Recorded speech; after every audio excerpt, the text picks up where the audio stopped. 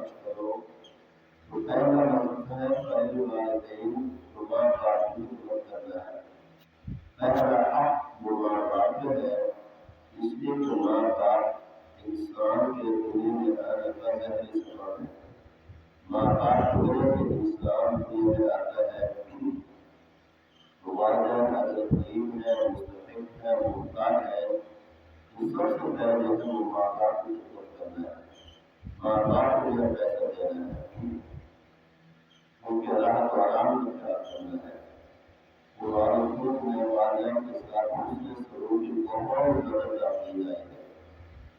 ایک حدیث میں ہے کہ ایک شخص نے سوال کیا کہ اللہ کے پیغمبر نے کس کے ساتھ نیکی کرو؟